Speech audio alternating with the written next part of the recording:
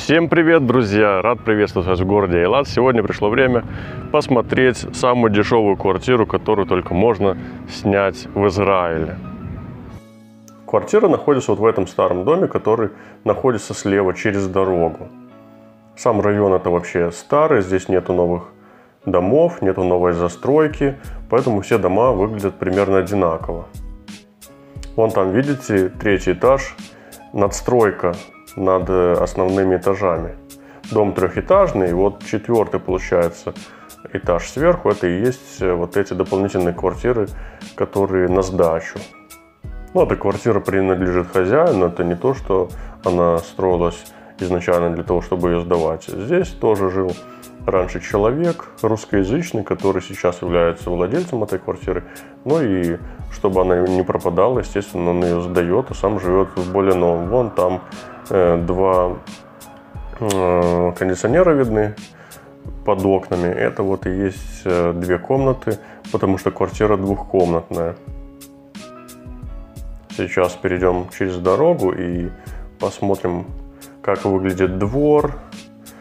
В принципе, расположение удобное, потому что находится вот прямо у подъезда одна остановка, и вот через дорогу, откуда мы переходим, другая остановка.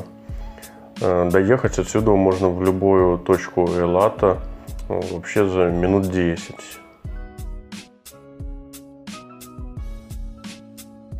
Вот здесь такая пальмочка растет на входе. Ну и смотрите, дальше в подъезде происходит точно такая же картина, как и в наших пятиэтажных хрущевках.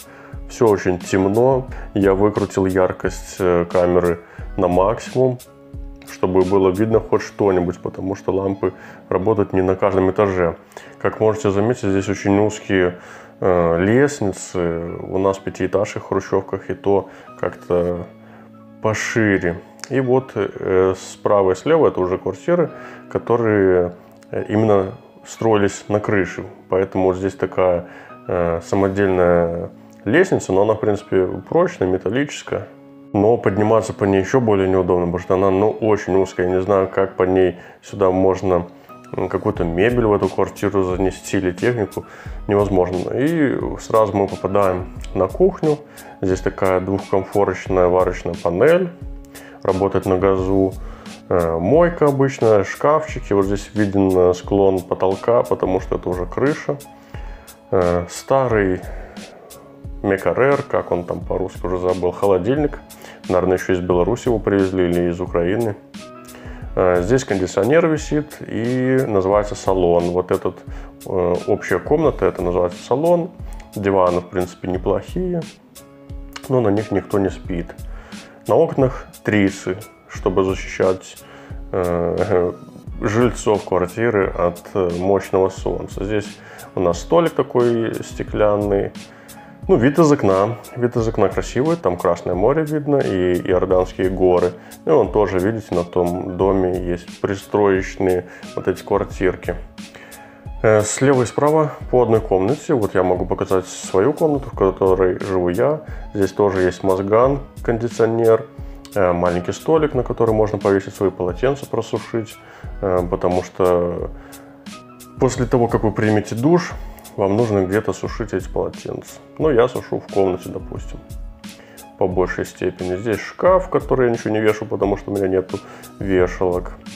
Ну и давайте покажу вам душ, он же туалет. Такая душевая кабинка. Ну и обычный унитаз, обычный умывальник, зеркало. В принципе, все, что нужно, чтобы прийти после работы и помыться, тут есть. Так как размер комнаты маленький, то здесь дверь такая выдвижная. Она не распашная и крючки, чтобы вешать полотенце. Из кухни можно попасть в постирочную, так сказать, как она называется. Она расположена уже на улице. Здесь вот видно, голуби все позасирали. Какая-то мусорка, бойлер чей-то, соседский, я так думаю. Это кондиционер, который тоже охлаждает воздух, да, и гонит туда в тот кондиционер, который внутри квартиры. И 3 стиральные машины, у каждой квартиры здесь своя стиралка. Вот это наша, нам хозяин говорил. Вид на улицу такой.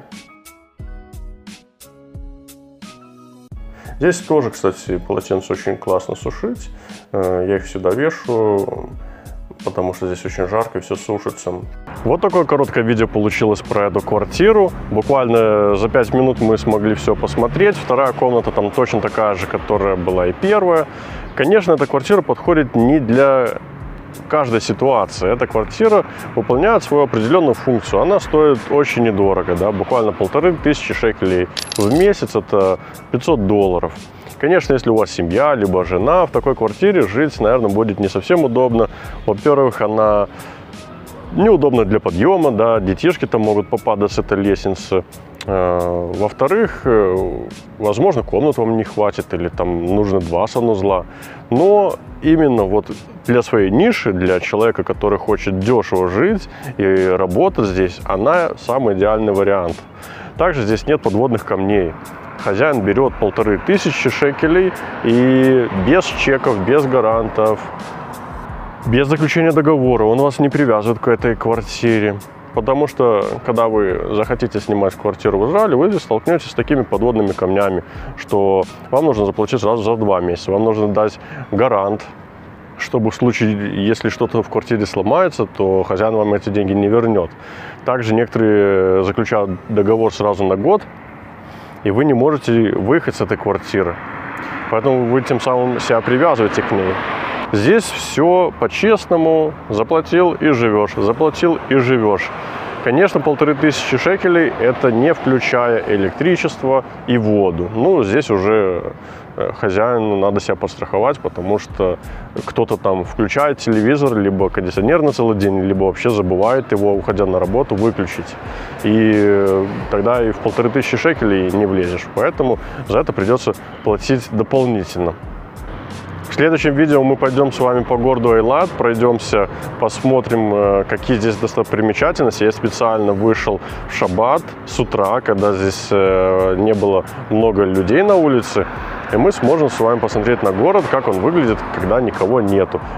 Мне кажется, это прикольная такая идея, потому что ходить и снимать именно людей, это не совсем красиво, да, и кто-то может быть против. Вот. А так мы будем ходить, я уже сделал какие-то нарезки видео, надо только это все смонтировать, озвучить. Я думаю, будет интересно. Поэтому, ребята, жду ваших вопросов в комментариях. Также буду благодарен, если подпишетесь на канал и ставьте лайки этому видео.